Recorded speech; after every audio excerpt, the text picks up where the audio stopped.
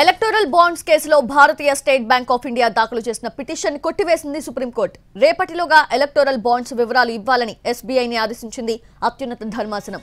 ఈ నెల 15వ తేదీ సాయంత్రం 5 గంటల్లోగా కేంద్ర ఎన్నికల సంఘం ఎలక్టోరల్ బాండ్ల వివరాలను వెబ్సైట్లో ప్రచురించాలని తెలిపింది సుప్రీంకోర్టు.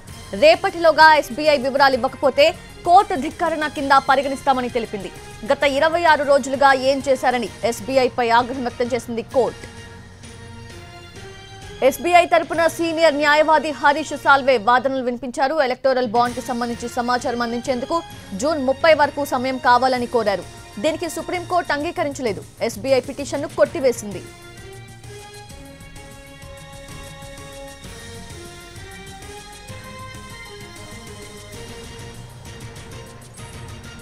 లేటెస్ట్ అప్డేట్స్ తెలుసుకుందాము. మా ఢిల్లీ ప్రతినిధి రాజు లైవ్ లో సిద్ధంగా ఉన్నారు. రాజు, ఓవర్ టు యూ.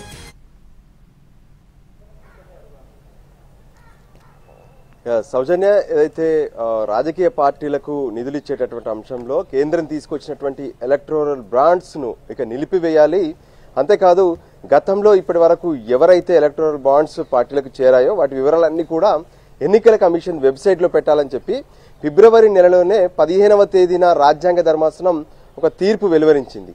అయితే దీనికి ఒక గడువు కూడా పెట్టారు. మార్చి 6లోగా ఈ ప్రక్రియ అంతా పూర్తి చేయాలని చెప్పి ఎస్బీఐకి ఎన్నికల కమిషన్ కు రాజ్యాంగ ధర్మాసనం ఆదేశాలు జారీ చేసింది. కానీ ఎస్బీఐ ఆ డాటాను ఎన్నికల కమిషన్ కి ఇవ్వలేదు.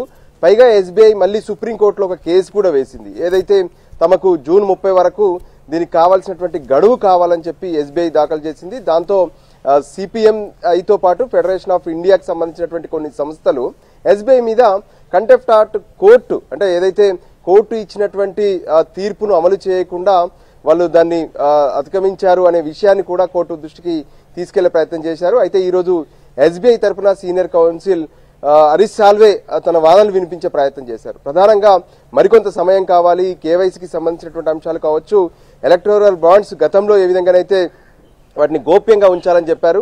సో అందుకోసమే వివరాలన్నీ కూడా అందించడానికి కొంత సమయం పడుతుందని చెప్పి హరీష్ సాల్వే తన వాదనలు వినిపించే ప్రయత్నం చేశారు ఎస్బీఐ తరఫున. కానీ సుప్రీంకోర్టు ధర్మాసనం మాత్రం ఒకే విషయం స్పష్టం చేసింది. సో ఇప్పటికే మేము, అంటే కోర్టు తీర్పిచ్చి 26 రోజులు అవుతుంది. సో 26 రోజుల్లో ఇంతకీ ఎస్బీఐ ఏం చేసింది, ఈ విషయాలన్నింటినీ కూడా కోర్టు ముందు తెలపలేదు. సో ఖచ్చితంగా ఎస్బీఐ రేపటి వరకు ఏదైతే ఎలక్టోరల్ బాండ్స్ పార్టీలకు వెళ్ళినటువంటి బాండ్స్ ఏవైతే ఉన్నాయో వాటి వివరాలన్నీ కూడా బయట పెట్టాలి. అది ఎన్నికల కమిషన్కి ఇవ్వాలి. అంతేకాదు, మార్చి 15 సాయంత్రంలోగా ఎన్నికల కమిషన్ సైతం ఈ వివరాలన్నింటినీ వెబ్సైట్లో పెట్టాలని చెప్పి స్పష్టం చేశారు. ఒకవేళ ఈ రోజు ఇచ్చినటువంటి ఆర్డర్స్ ను ఫాలో కాకపోతే ఎస్బీఐ పైన కోర్టు కంటెంప్ట్ అనేది పరిగణలోకి తీసుకుంటామని చెప్పి సుప్రీంకోర్టు ధర్మాసనం కరాఖండిగా చెప్పినటువంటి పరిస్థితి కనిపిస్తుంది.